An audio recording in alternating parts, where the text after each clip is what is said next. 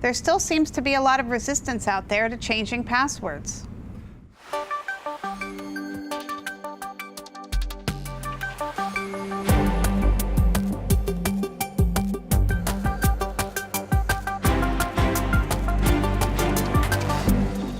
So Karen, you brought us a story where it might appear that there was a breach, or maybe not.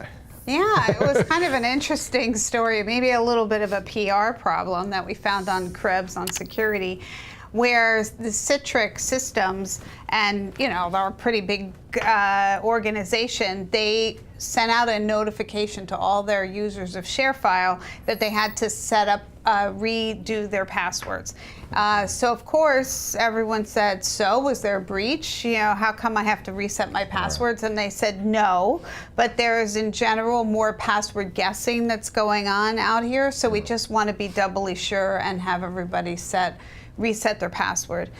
Unfortunately, in the last 3 years or so, every time we receive an email to change your password, it means that the company was breached. So I think that's why a lot of people reacted in that way, feeling that, oh no, did they get breached as well? The other thing that I thought was really interesting in here is that NIST actually says that it's not a good idea for you to just proactively change your password, which you would think that's kind of counterintuitive. Why wouldn't you want to change your password? But in general, they say that when people change their passwords on a regular basis, they tend to use passwords that are easier. Yeah. So that, if you're always going to use the same one or two different ones and they end up being shorter, that, it's not a good idea. So keep them longer, more complex, and don't change them that often. So I thought that was kind of also an interesting point here. And the other important point here is that anybody who was already using multi-factor authentication wasn't notified to do this. So also suggesting out to everyone that, maybe that's something that you should consider, which of course you should, and that this whole, all of us need to be more obviously aware of this problem. But I really thought that it was interesting how much grief that Citrix got over this effort that the people had to, oh my God, I have to go out and change my password. It seems like such a small thing to do, but yet we seem to continually see this, that people don't like changing their password. When I read this earlier, I felt that the reason they would have to do that for everybody, I guess, is because if they're doing it correctly, they're not storing people's passwords, right? So there's no way to tell you, not only that, they're salted, so they're unique to that user. So there's no way for me to tell you that your 1, 2, 3, 4, 5, 6 password is no good. So it's probably just easier to be like, hey everybody, we don't know what password you got, but it's probably bad, just pick a new one.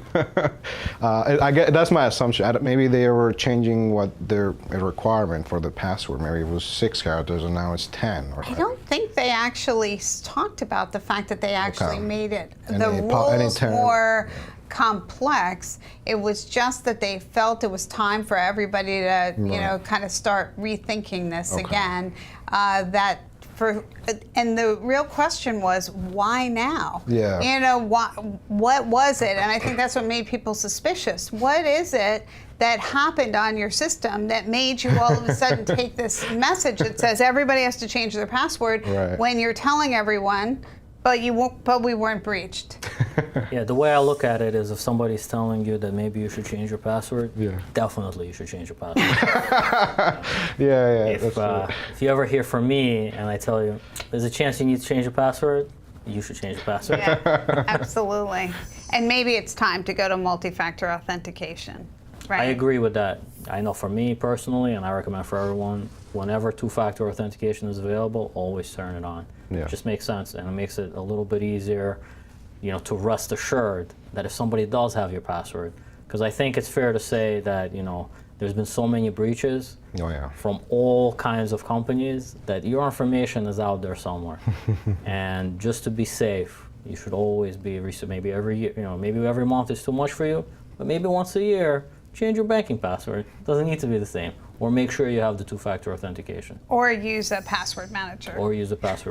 And then it becomes really easy because you can just change your password all the time. Yeah. Really, you should be following the following strategies. Right? You don't want to be using the same password everywhere. If the website you're using doesn't support multi-factor authentication, you're probably going to want to use a password manager.